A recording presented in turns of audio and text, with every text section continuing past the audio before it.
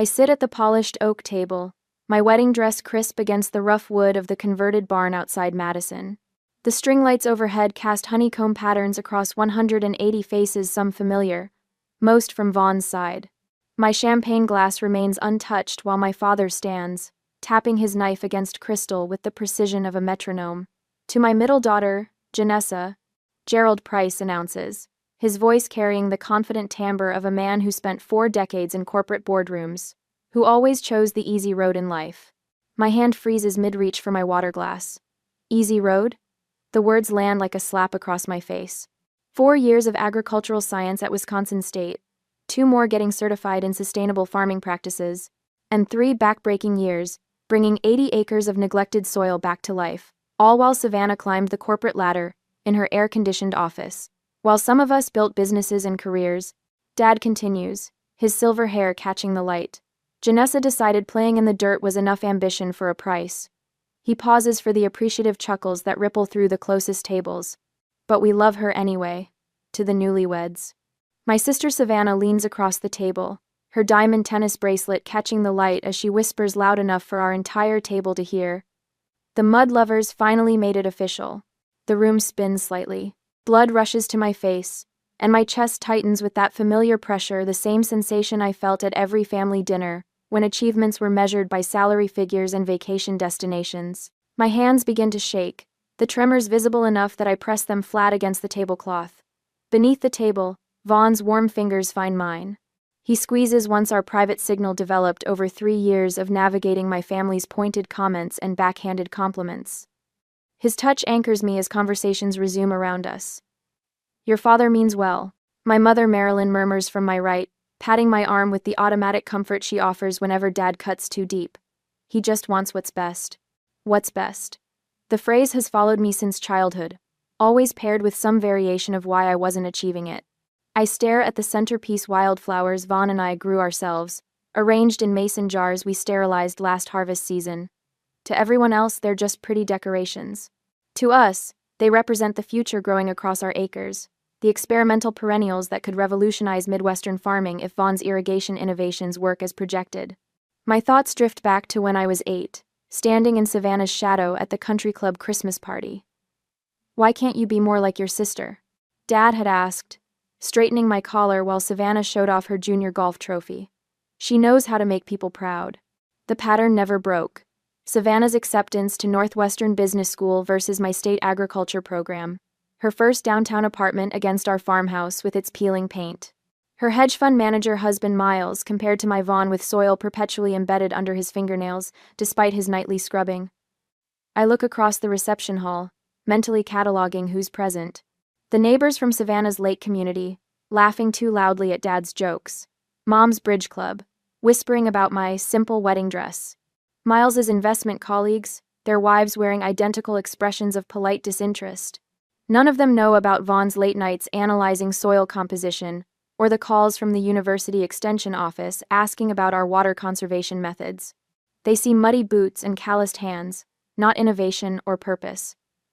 The memory surfaces unbidden the day I met Vaughn at the agricultural conference in Des Moines.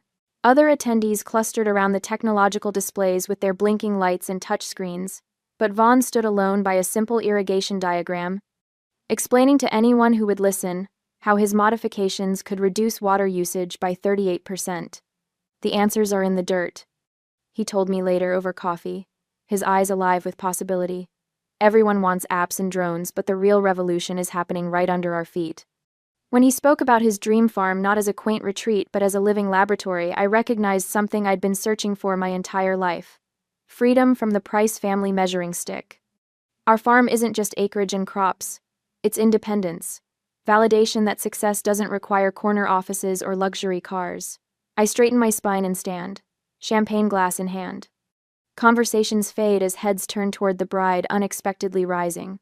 I want to thank everyone for coming, I begin, my voice steadier than I feel. Especially those who've supported us during the tough seasons, both in farming and in life. I look directly at Dad, whose expression shifts from comfortable authority to wary alertness.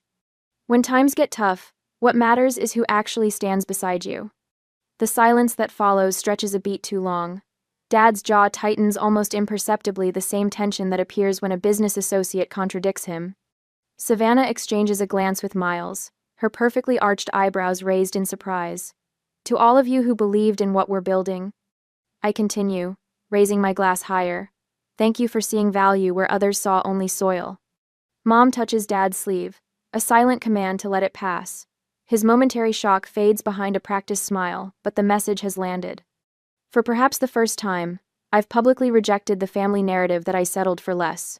Here, calls a voice from the back. Bill Henderson from the neighboring farm, followed by agreeing murmurs from the handful of agricultural friends we invited.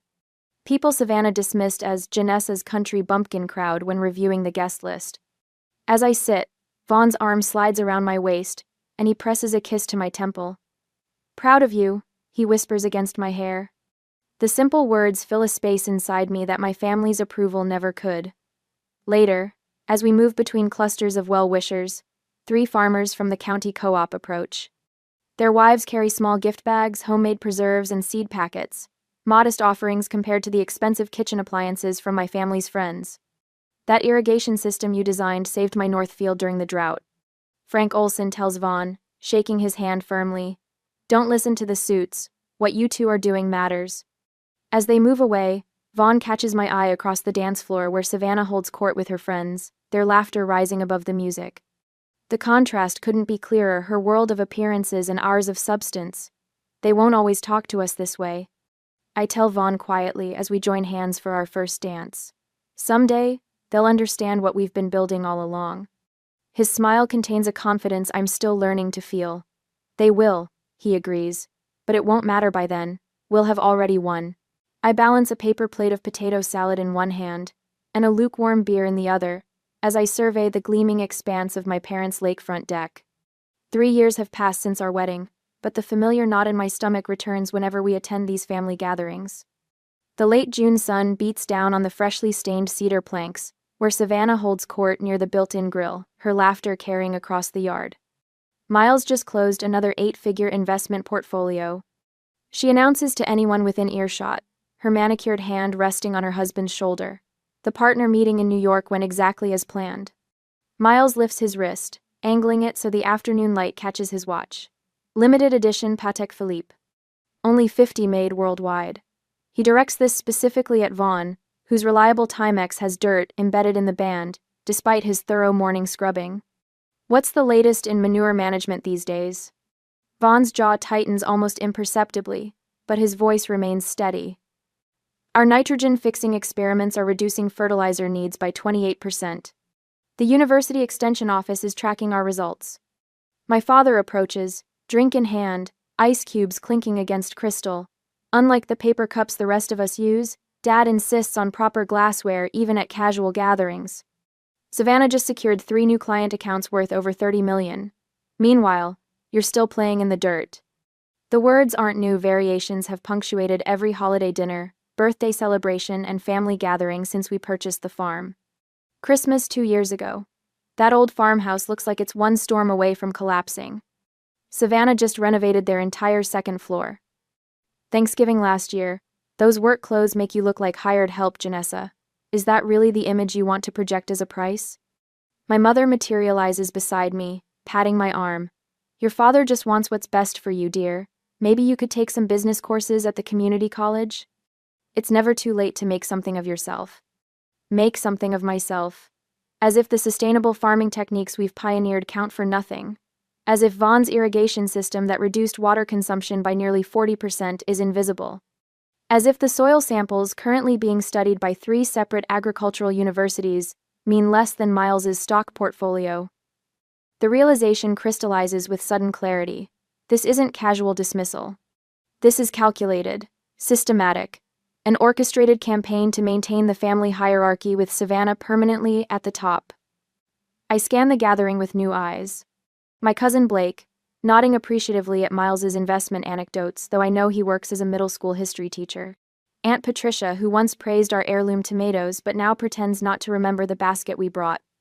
Uncle Thomas, who asked detailed questions about crop rotation last Easter but today acts as if we've never discussed agriculture.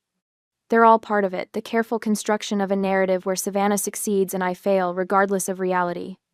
Across the deck, Vaughn engages with my father's golf buddy, patiently explaining something with his hands tracing patterns in the air. Despite his Stanford education and multiple published research papers, they speak to him as if explaining concepts to a child. The deliberate misunderstanding, the carefully maintained fiction that he's just some dirt farmer, strikes me as purposeful for the first time. My parents aren't just disappointed, they're invested in maintaining a false narrative. I watch Savannah maneuver through the crowd, strategically mentioning their Cape Cod vacation home within earshot of my mother, noting how Mom straightens with pride. When conversation turns to sustainable agriculture, Savannah smoothly redirects to Miles's recent yacht purchase. The pattern is so obvious now, I can't believe I never saw it clearly before. A tap on my shoulder interrupts my thoughts. Celeste, my younger sister, stands behind me, her expression uncharacteristically serious. At almost 28, she's usually the family mediator, carefully neutral in the ongoing Cold War between Savannah and me. I need to tell you something, she whispers, glancing toward the house. Inside, now. In the cool silence of the kitchen, Celeste pulls the sliding door closed behind us. Miles has made some catastrophic investment mistakes, she says without preamble, voice barely audible. I overheard him arguing with Savannah last night. As senior financial advisor, he's personally responsible for several major losses. I set my plate down, suddenly not hungry. How bad? Bad enough that they've listed the Cape Cod house with a realtor. The yacht has been quietly put up for sale too. Celeste glances toward the deck where laughter erupts. Savannah's terrified. Her perfect life is imploding. What about Mom and Dad? The question forms before I fully process its implications. Celeste's expression confirms my fear. Miles manages their retirement portfolio, has for years. Dad gave him complete control after his heart scare. The pieces lock into place with terrible clarity. The family hierarchy requires Savannah's success and my failure. If Savannah fails, the entire structure collapses, including our parents' financial security. She's desperate, Janessa, which makes her dangerous. Celeste squeezes my arm. Just watch yourself. They'll be looking for solutions anywhere they can find them. When Celeste slides the door open, conversation washes back over us like a wave. I return to the deck, seeing everything through this new lens. The desperate edge to Savannah's laughter. The tight lines around Miles's eyes when Dad mentions their upcoming Mediterranean cruise. The way Mom keeps touching her pearls, a nervous habit from childhood. Later that night, after the long drive home, Vaughn and I sit at our kitchen table. The old wood bears the marks of countless meals and late-night conversations, its surface worn smooth by our hands. You saw it too, he says, not a question but a confirmation. I nod, tracing a groove in the table. They've always been dismissive, but it's more than that.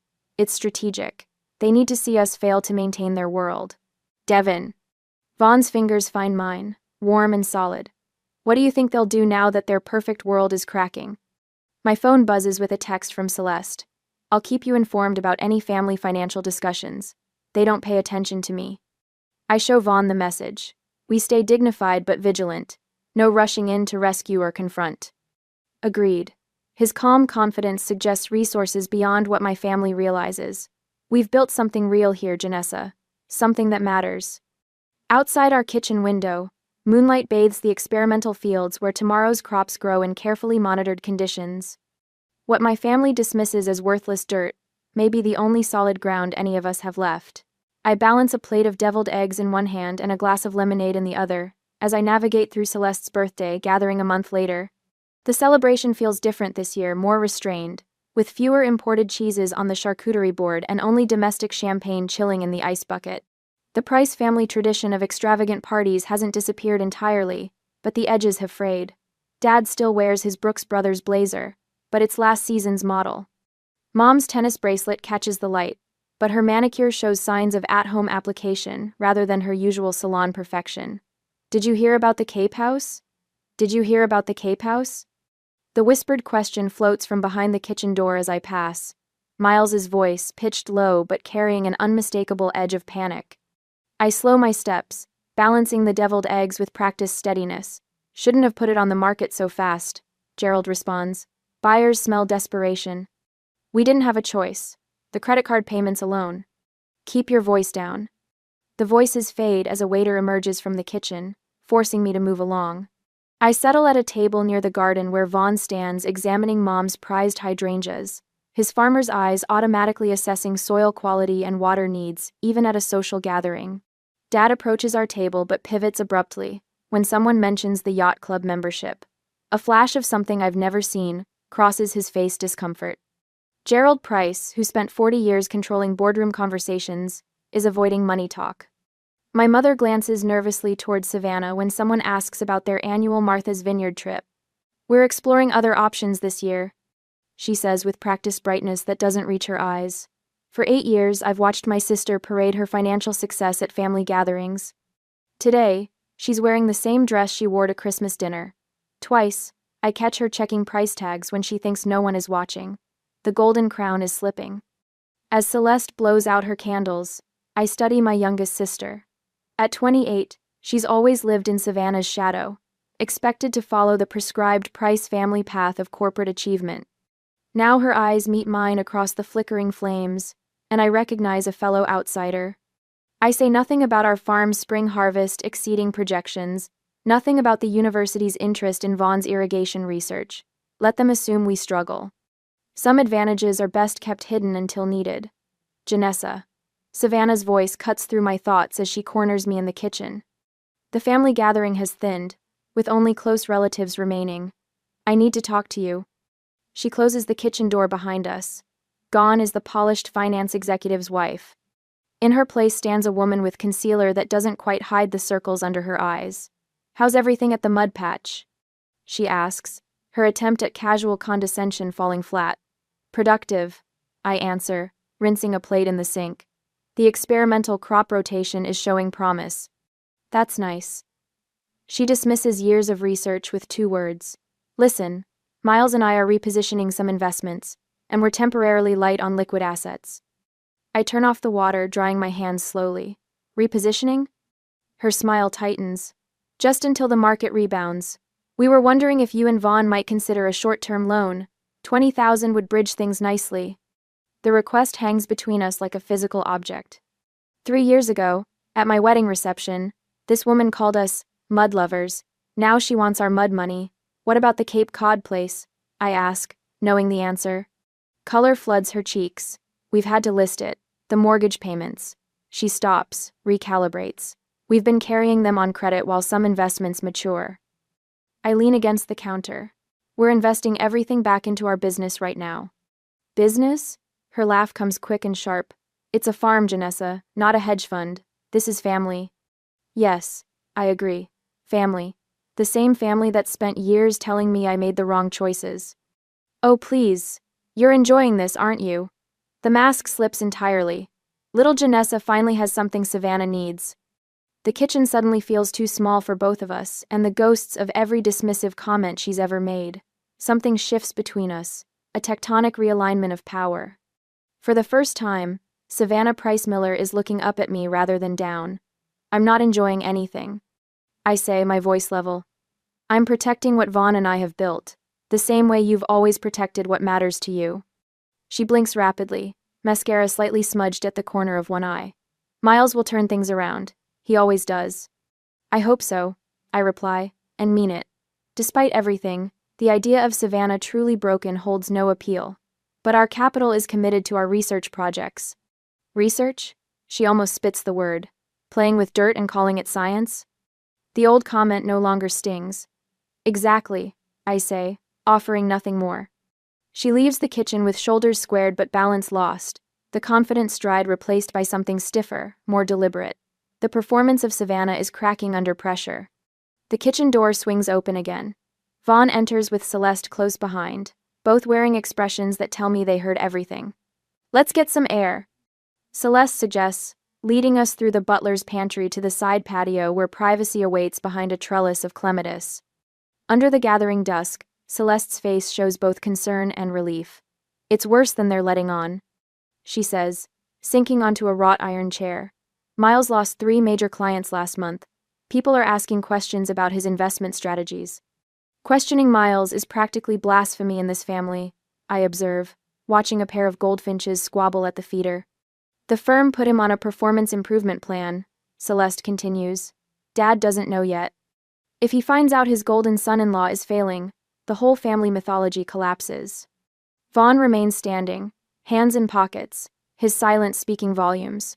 Finally, he says, we won't gloat, but we won't be their bailout either. The simple declaration cements what I already knew: we're united in this boundary. 10 years of Gerald Price dismissing Vaughn's intelligence, Savannah mocking his calloused hands, my mother patting his arm with patronizing affection while ignoring his Stanford education, all meet this moment of quiet strength. I'm with you both, Celeste says, reaching for my hand. They never saw what you were building because they didn't want to look. 3 siblings raised in the same house, yet our paths diverged. The moment feels significant, Celeste openly choosing my side over Savannah's, breaking the family hierarchy that served as our childhood foundation. As darkness settles over the garden, a question forms in my mind but remains unspoken. If 20,000 was the opening ask, how desperate might they become when that fails? And what lengths might they go to when they realize we have more than they suspect? We should get home, Vaughn says, squeezing my shoulder gently. Early start tomorrow. As we leave, I catch a glimpse of my father and Miles in heated discussion by the garage. Miles's hands wave in frantic explanation, while Dad's face hardens into granite displeasure. The Price family foundation is cracking, fault lines spreading from what they dismissed as merely mud.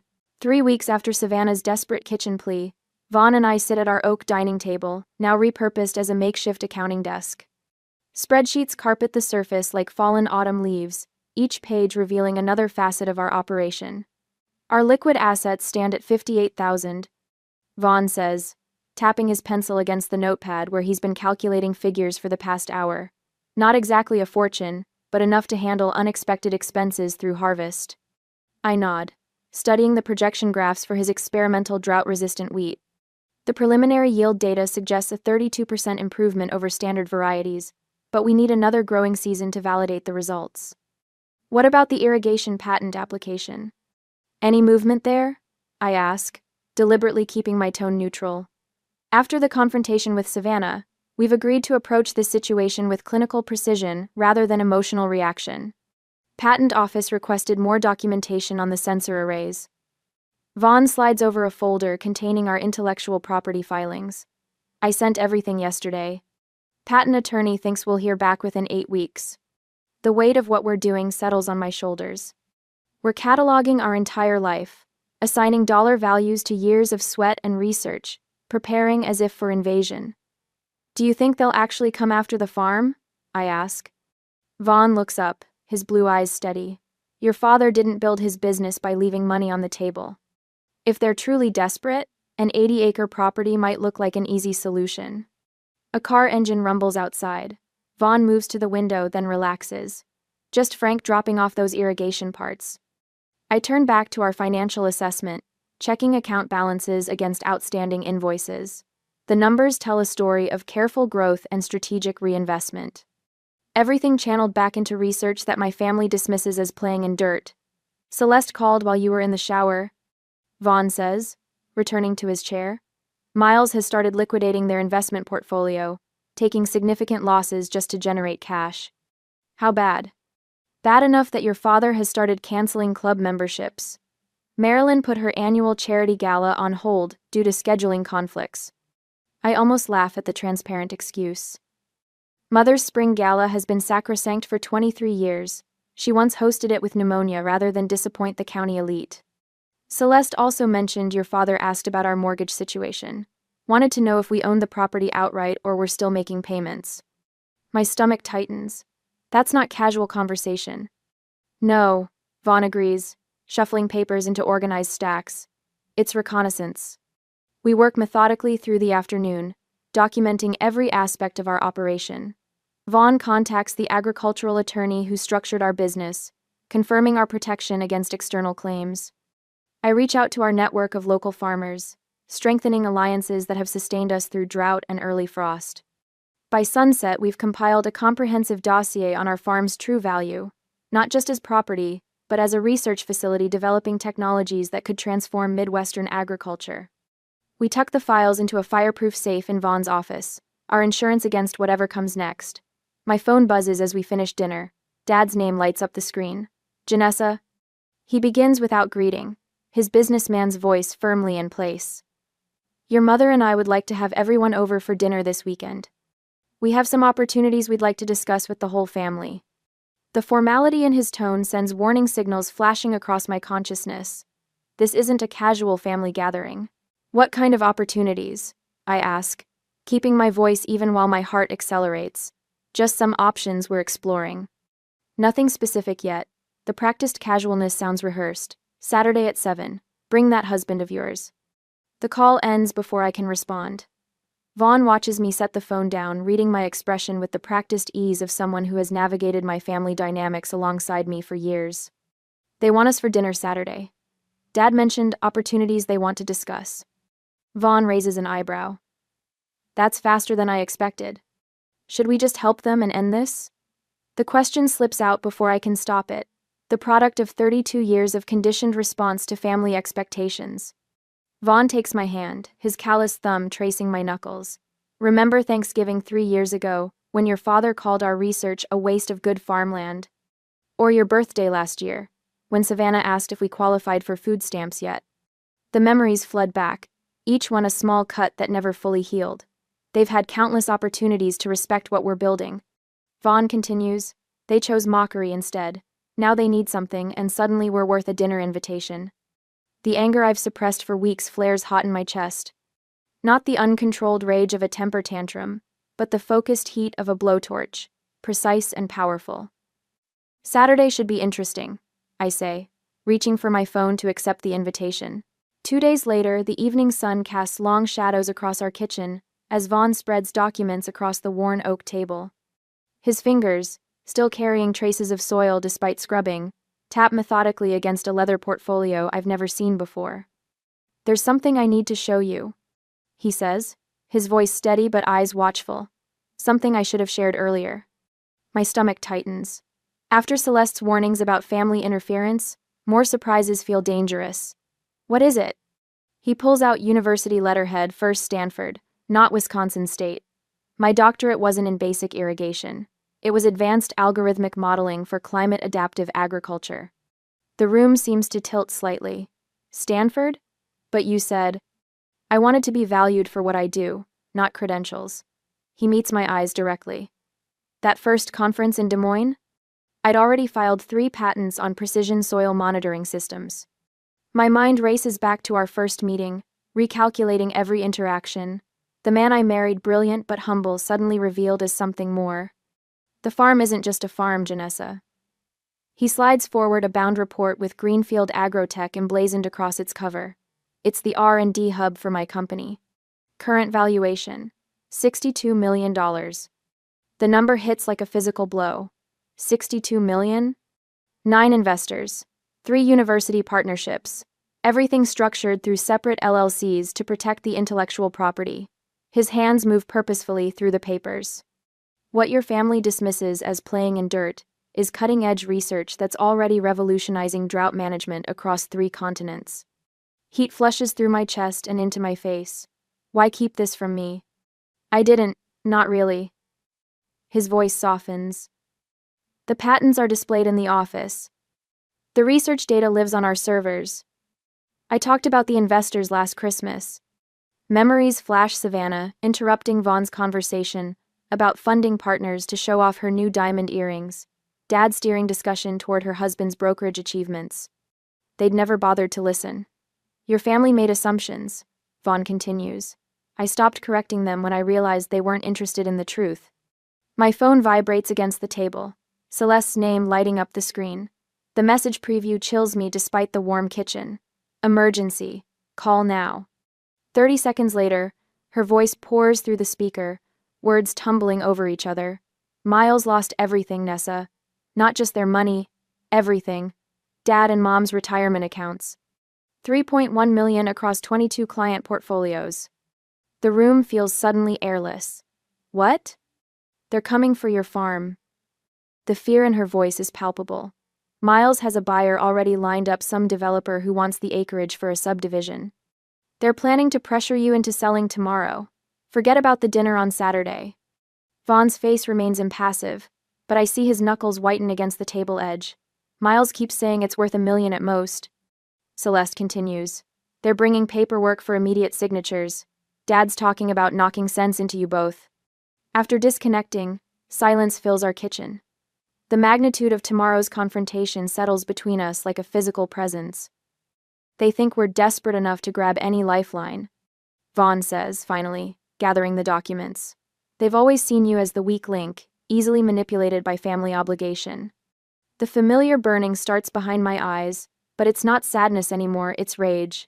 For every dismissive comment at family gatherings, for the patronizing smiles when we mentioned crop innovations, for the lifetime of being valued less. What's our strategy? I ask, throat tight. As darkness falls, we sit at the kitchen table, rehearsing responses to expected tactics. No emotional outbursts. No defensive justifications. Simple, firm refusal. Let them come, Vaughn says quietly as we finally stand. They're bringing knives to a gunfight they don't even know exists. We step onto the porch, looking across our land.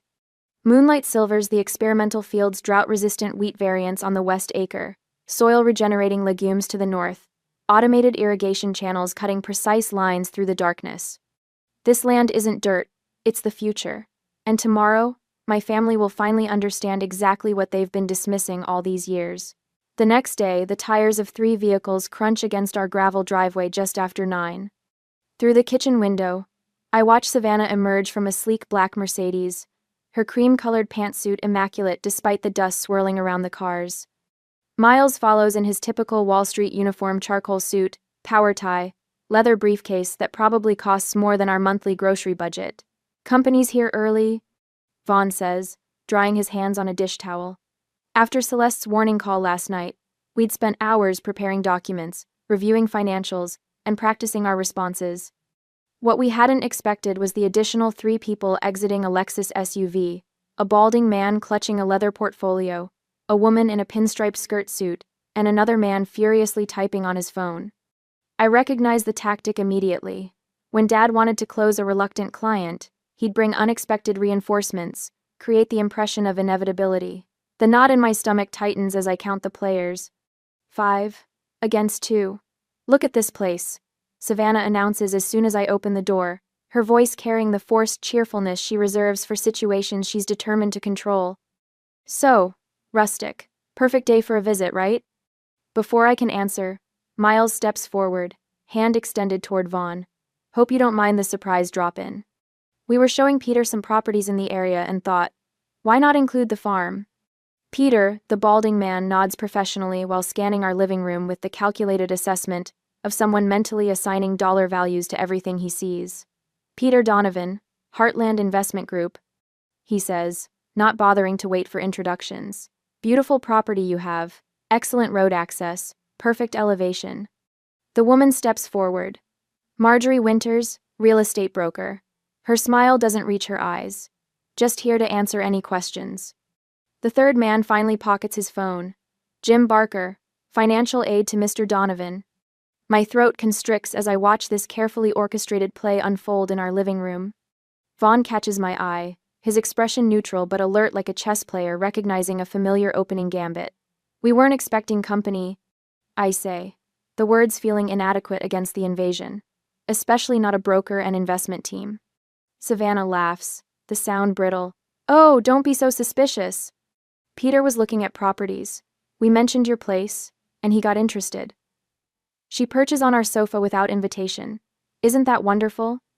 Miles spreads documents across our coffee table with practiced efficiency. Here's the thing, Peter's been looking for agricultural land for a managed investment fund. When we described your situation, he saw the potential immediately. Our situation? Vaughn asks, his voice deliberately measured. A young couple sitting on valuable acreage without the capital to maximize its potential. Peter explains, as though discussing an obvious business truth. We're prepared to make this incredibly simple. Miles taps a document. Cash buyer, ready to close fast. We've drafted a purchase agreement with a 15-day due diligence window practically unheard of in this market. We can have signatures tonight, full payment within days, Peter adds, leaning forward. No complications, no contingencies. The audacity stuns me momentarily speechless. They've arrived unannounced with paperwork already prepared, as though our agreement is a foregone conclusion. My palms begin to sweat, and I press them against my jeans. We're trying to help you too, Savannah says, her voice softening to the tone she uses when she wants something. Miles has arranged positions for both of you at his firm, junior analysts to start, but with room for growth. She reaches for my hand, which I pull away. Real careers, Janessa. Office with a view, company benefits, actual retirement plans.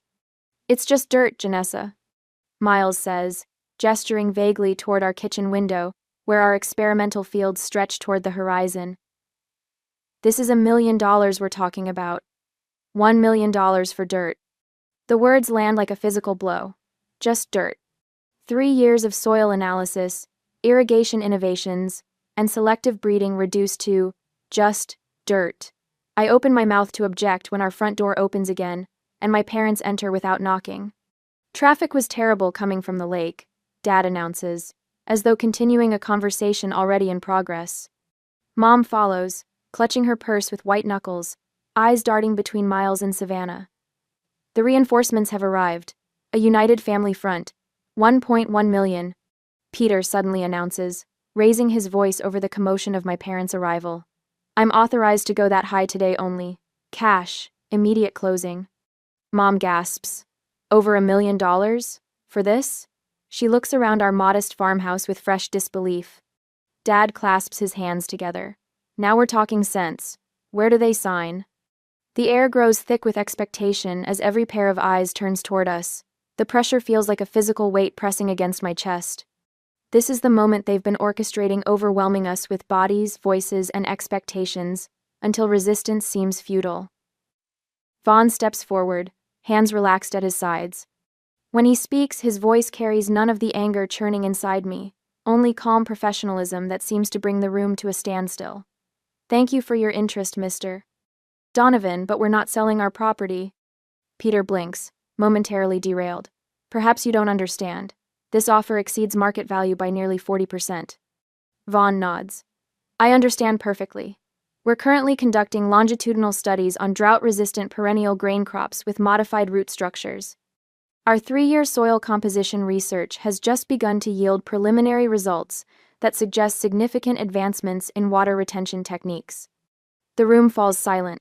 I watch their faces register confusion as Vaughn speaks with the authoritative cadence of an expert rather than the grateful recipient of their generous rescue. You're turning down $1.1 million for farmland? Peter asks, genuine confusion replacing his salesman's confidence. This is a research facility, not just a traditional farm, I say, moving to stand beside Vaughn. While we appreciate your interest, we're not in the market to sell. Savannah's perfect composure cracks. Research facility? It's a farm, with dirt and plants and tractors. Yes, Vaughn agrees pleasantly. Agricultural research requires all those things. Dad pushes forward. Now listen here. Your sister and Miles have gone to considerable trouble to arrange this opportunity. The very least you can do is sit down and discuss it properly. We have discussed it, I reply, the anger I've suppressed for years giving my voice unexpected strength. The answer is no. Miles attempts one final approach, his voice lowering to a conspiratorial tone. We can make this even easier. I have an escrow officer on standby to handle the paperwork today. You could have a cashier's check by Friday. Vaughn steps toward the door and opens it wide. I believe we've been clear about our position. Thank you for stopping by. The stunned silence that follows feels like a physical entity in our living room. One by one, the visitors gather their papers and move toward the door. Peter Donovan offers a business card that neither of us accepts. Marjorie and Jim follow without a word, their purpose rendered obsolete by our refusal. My parents linger, Dad's face flushing with a dangerous shade of red. You're making a tremendous mistake, he warns. That's our decision to make, I answer, holding the door wider. When the door finally closes behind them, the silence feels like oxygen rushing back into the room. Through the window, I watch them congregate on our front porch, gesturing animatedly. Savannah's voice rises first, words indistinct, but tone unmistakable as she screams that I'm selfish and cruel. Dad's deeper voice joins the chorus, pointing repeatedly at our house. That went well, Vaughn says quietly, his hand finding mine. My phone buzzes with Mom's name on the screen. When I answer, her voice trembles with a fury I've rarely heard. "You're ungrateful. I'm ashamed to have a daughter like you." Before I can respond, Dad's voice comes on the line. "We'll be back with help. You clearly aren't thinking straight." The call ends abruptly. Outside, car doors slam and engines roar to life, spraying gravel as they accelerate down our driveway. An hour later, my phone buzzes again. Celeste, this time. "They're planning an intervention," she says without preamble. "Dad's calling Pastor Williams, and Mom's reaching out to all the neighbors. They're saying you've joined some kind of agricultural cult and need rescuing." I put the phone on speaker so Vaughn can hear. "When?" 3 days. They're gathering everyone they can. Miles is even calling your college professors, claiming concern about your mental health." Her voice drops. "This is worse than I expected. They're truly desperate." After we hang up, Vaughn and I stand at the window watching dust settle on our driveway. The final line has been crossed. The confrontation we've prepared for is now inevitable. "I'll get the research documentation and company valuation reports," Vaughn says, heading toward his office. "Time to show them exactly what they've been dismissing all these years." I nod, my anger crystallizing into something harder and more focused. "Let them come." 3 days pass like a storm brewing over our farm. Each text from Celeste brings darker news. Dad's calling everyone we know. Then Mom's telling people you've had a breakdown. And finally, they're bringing Pastor Thompson, meeting at noon. I stand at our kitchen window, watching the convoy of vehicles roll up our gravel drive, my father's Lincoln Navigator leading the parade, followed by Savannah's Range Rover, Miles's BMW, and a disturbing number of cars from neighbors and church members. The pastor's white Cadillac stands out among them, as does Dr. Wainwright's sedan, with its licensed family counselor bumper sticker. They brought an audience. Vaughn says quietly behind me, his hand resting on my shoulder, exactly as Celeste warned. Through the glass, I watch my mother smooth her cashmere sweater, Savannah dab at imaginary tears, and Miles check his reflection in his car window. My father directs people like a theater production, neighbors to the left, church members to the right, creating a semicircle that blocks our driveway completely. "Ready?" Vaughn asks, his voice steady but soft. I nod, fingers touching the folder of documents in my hand. As I'll ever be. The front yard has transformed into a makeshift intervention site. 20-some people stand awkwardly in the autumn sunshine, most wearing expressions of concern that make my stomach clench. Mrs. Henderson from down the road, who brought us homemade jam when we first moved in. The Wilsons, who helped rebuild our fence after last spring's windstorm. Faces I trusted now assembled against us. "Janessa," my father begins, stepping forward with the authoritative stance honed in 4 decades of corporate boardrooms. He wears the navy blazer reserved for closing big deals.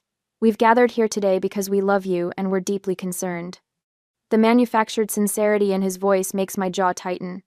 "Your behavior has become increasingly erratic," he continues, projecting his voice to reach the assembled crowd. "Turning down $1 million offer for this property shows a concerning detachment from reality." "We're here to help," my mother adds, stepping forward to stand beside him. "After all we've done for you, this is how you repay us? By destroying family relationships out of stubbornness?" Savannah moves next, tears magically appearing on cue.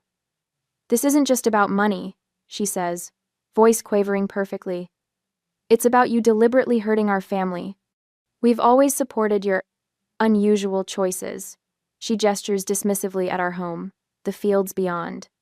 "But this spite, this deliberate desire to watch us struggle while you sit on valuable property, it's destroying Mom and Dad."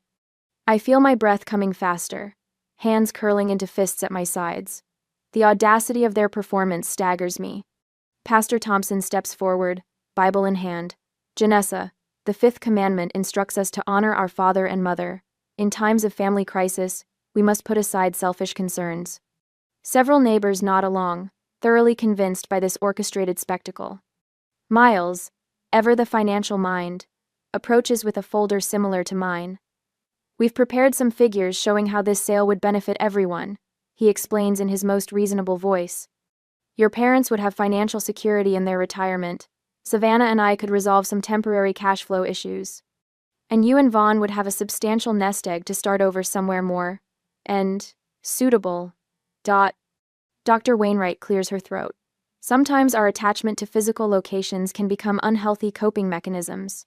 A fresh start might help you establish more balanced family relationships. The strategic layering of their attack is almost impressive: religious obligation, psychological concern, financial practicality, all deployed before an audience chosen specifically to maximize social pressure. I open my mouth to respond, but Vaughn steps forward first, his hand briefly squeezing mine in passing. The gesture centers me instantly. Thank you all for coming. Vaughn begins, his voice carrying the composed authority I've heard only in his discussions with agricultural engineers. Your concern for Janessa and our well-being is appreciated, though I believe there's been some misunderstanding about our situation. He turns slightly, addressing the neighbors directly rather than my family. Pastor Thompson, Dr. Wainwright, I apologize that you've been brought here under false pretenses. My father's confident smile falters. Vaughn, this isn't productive. We're trying to... One moment, Gerald, Vaughn interrupts, polite but firm. He reaches for his tablet and walks toward the assembled group. I believe everyone here deserves the complete picture before offering judgment. He activates the screen, turning it toward the crowd. This is my doctoral degree in agricultural engineering from Stanford University. Next to it are the patents I hold on precision irrigation systems, currently used in 4 countries. A murmur ripples through the onlookers. Pastor Thompson leans forward, adjusting his glasses. This farm isn't merely land growing conventional crops, Vaughn continues, swiping to new documents. It's the research headquarters of Greenfield Agrotech, currently valued at $62 million according to our last funding round. Mrs. Wilson audibly gasps. And this, he says, revealing the final document, is the approval letter for a federal research grant of $3.5 million to develop drought-resistant crop varieties that could revolutionize farming in drought-affected regions. The silence that follows hangs heavy as morning dew. Dr. Wainwright steps back, color rising in her face. I was told this was about a young couple refusing to help family during financial hardship. So was I, Pastor Thompson adds, turning toward my father with narrowed eyes. My father recovers quickly, stepping forward with a dismissive wave. Anyone can make up impressive-sounding numbers. The point remains that family obligations... The numbers aren't made up, Mr. Price. Mrs. Henderson interjects, stepping forward. My son works for the Department of Agriculture. He mentioned a major research grant going to a farm in our county. I had no idea it was Vaughn and Janessa's place. Gerald, Pastor Thompson says quietly, did you know about this when you asked me to speak with your daughter about family duty? My father's jaw works silently, eyes darting between faces no longer aligned with his narrative. Savannah attempts recovery, her voice higher than usual. This doesn't change the fact that our family is facing real financial difficulties. If anything, it means Janessa and Vaughn are even more capable of helping. Consighed Jan. It's time. I step forward, feeling a strange calm settle over me. For 32 years, I begin. I've listened to you dismiss my choices, belittle my dreams, and measure my worth against Savannah's corporate achievements. At my wedding, Dad, you told everyone, I always chose the easy road in life. You called my agricultural science degree, playing in dirt. My voice grows stronger with each word, years of silent hurt finding release. This farm isn't just land. It's innovation that could help thousands of farmers survive climate change. It's research that matters, and it's ours built without $1 of family support or a word of encouragement from any of you. The neighbors shift uncomfortably, many unable to meet my eyes as the truth of my family's treatment becomes clear. Miles steps forward, his sales persona instantly adjusting to the changed circumstances. Janessa, Vaughn, I had no idea about the scope of your operation. Perhaps we could discuss some mutually beneficial investment opportunities? My clients would be very interested in... No, Miles, I interrupt, finding words I never imagined saying. Keep your dignity, know your limits. The finality in my voice silences him completely. Pastor Thompson clears his throat. I believe I've misunderstood the situation entirely. Gerald, Marilyn, I think it would be best if everyone departed and gave Janessa and Vaughn some peace. But we haven't resolved anything, my mother protests, looking desperately around at the dissolving support. I believe we have, Doctor. Wainwright says firmly. And I'll be sending you my standard consultation fee, Gerald. This was highly inappropriate. One by one, neighbors approach to offer awkward apologies. Mrs. Henderson squeezes my hand, whispering, "I should have known better. I'm so sorry." "Mr. Wilson," tells Vaughn, "you should have said something, son. We'd have stood with you from the start." My family stands stranded in our front yard, their audience evaporating as neighbors return to vehicles and drive away with backward glances. Celeste emerges from her car, where she had been waiting, watching. She walks directly to stand beside me and Vaughn, a clear declaration of allegiance. "You should go," she tells our parents quietly. "There's nothing more to accomplish here." "Celeste," my mother gasps. "You too?" "Me too," she confirms with quiet certainty.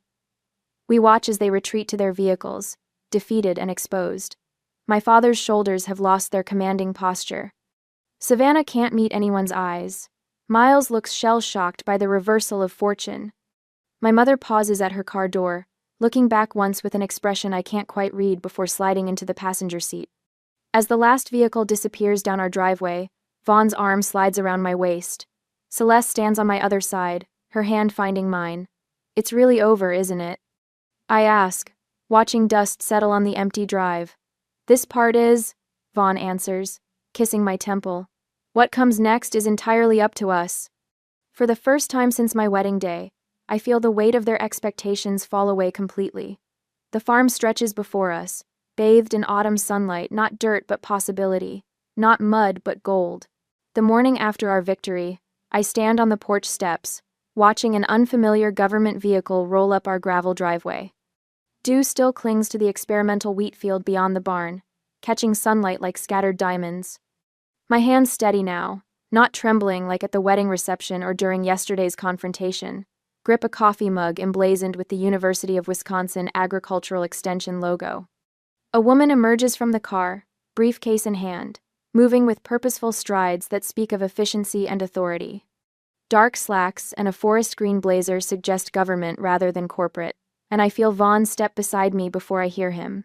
"That's Linda Morales," he says quietly, "USDA Research Division, our grant coordinator." The woman extends her hand as she reaches the steps. "Mrs. Price?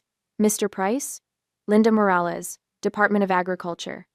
"Forgive the early visit, but Washington wants this finalized immediately." In the kitchen, Linda opens her briefcase and slides a thick folder across our worn oak table, the same table where Vaughn and I sketched irrigation modifications on graph paper 3 years ago, when this was just a neglected property with potential. "Congratulations," Linda says, her professional demeanor warming. "The drought-resistant grain project has been approved for full funding. $3.5 million over 4 years, with priority designation as critical agricultural infrastructure." The words hang in the air between us. I reach for Vaughn's hand under the table, our old signal, but reversed now. Not for support through criticism, but to anchor myself in a moment of triumph. "That's substantial," Vaughn says, his voice measured despite the magnitude of the news. Linda nods. "Your preliminary yields were unprecedented. 38% less water consumption with only a 4% reduction in harvest volume? The department considers this essential research during ongoing climate shifts." She taps the folder. "There's also interest from 3 agricultural journals requesting interviews about your methods." I think of my father's wedding toast. Easy road, playing in dirt. The condescension in his voice when he spoke of ambition. Now, federal recognition of what we've built sits on our kitchen table beside yesterday's breakfast crumbs. As Linda walks us through the paperwork, a vehicle turns into our driveway, then another. By mid-morning, a steady stream of neighbors arrives bearing covered dishes and congratulations. News travels fast in rural communities, especially news involving public humiliation of outsiders who misjudged locals. Frank Olson, whose Northfield borders ours, brings his famous apple pie. "Heard about the grant from my cousin at the extension office," he says, placing it on our increasingly crowded counter. "About time somebody recognized what you two are doing here." His wife Meredith adds casserole dishes to the collection. "And that business yesterday with your family, disgraceful. Trying to pressure you that way. Everybody's talking about it." By afternoon, our farmhouse has become an impromptu celebration. Celeste arrives last, standing awkwardly in the doorway with a small suitcase, looking nothing like the confident junior partner at her Milwaukee law firm. "I quit," she announces when I meet her on the porch. "Savannah called this morning, screaming about family loyalty. Said I was expected to choose sides. She gestures toward her car. I chose. That evening, after the neighbors leave and Linda returns to her hotel, the three of us sit on the porch watching fireflies rise from the experimental fields. Celeste cradles a glass of whiskey, looking both lost and found. The guest house needs work, Vaughn says, breaking the comfortable silence. But it has good bones. Room for an office if you wanted to practice agricultural law. Celeste turns to him, startled. You'd let me stay? Family supports family, I say simply. Real family. The words hang between us like a bridge being built, plank by plank. 6 months later, I lead a tour of officials through our expanded facility. 3 new greenhouses gleam in the winter sun, their climate controls maintaining perfect growing conditions for our experimental seedlings. Graduate students from the university's agricultural sciences department follow me attentively, notebooks open. The modified irrigation systems reduce water consumption while maintaining root development. I explain, my voice clear and confident, so different from the woman who once shrank under her father's gaze at family gatherings. The soil composition analysis happens in real time through sensors, adjusting nutrient delivery automatically. Vaughn works with another group in the monitoring station, his quiet expertise now recognized by agricultural authorities across 3 states. The Rural Development Award hangs beside his Stanford diploma in our newly constructed administrative building. Through the glass wall, I spot Celeste in the conference room, deep in conversation with representatives from a sustainable farming coalition. Her legal expertise has proven invaluable in navigating patent applications and partnership agreements with the university. The transformation in her is as profound as my own, from the nervous youngest sister seeking parental approval to a respected advisor building her own practice around agricultural innovation. The preliminary yields are exceeding projections by 42%. I tell the fascinated students, remembering how Savannah once mocked our dirt obsession, which means smaller farms can implement these methods with minimal financial risk. Later that afternoon, I meet with 5 young women from the university's agricultural mentorship program. Their eager questions remind me of myself a decade ago, before family expectations nearly smothered my passion for the land. From the doorway, Vaughn watches with quiet pride as I guide these future scientists through complex concepts. His eyes catch mine across the room, holding a warmth that needs no words. This is what partnership looks like, not the performative success my parents valued, but genuine achievement built on mutual respect. As twilight settles over the farm, neighboring farmers gather on our expanded patio. The same space where my family once held court now hosts people who understand the value of what we've created. The conversation flows easily, filled with genuine interest rather than competition or judgment. Bill Henderson, whose family has farmed this county for 4 generations, raises his glass. To innovation that serves the land rather than exploiting it, he says. The others nod in agreement, their weathered faces reflecting shared values. Celeste appears at my elbow, holding an envelope. This came today, she says quietly, handing me a letter with a Tampa, Florida postmark. Inside, Savannah's precise handwriting informs us that the family has relocated. Miles has taken an entry-level position with a regional investment firm. Their new house is modest but suitable. She ends with a stilted invitation to visit when convenient, the words revealing both pride and uncertainty. They never saw the value of what was right in front of them, Celeste observes, watching the sunset paint our experimental fields gold, even when it was worth millions. Oh. I fold the letter, thinking of our plans to distribute drought-resistant seed to struggling small farms next season. The true harvest of our work isn't measured in dollars but in sustainability, in communities strengthened rather than exploited. Vaughn joins us, his arm slipping around my waist.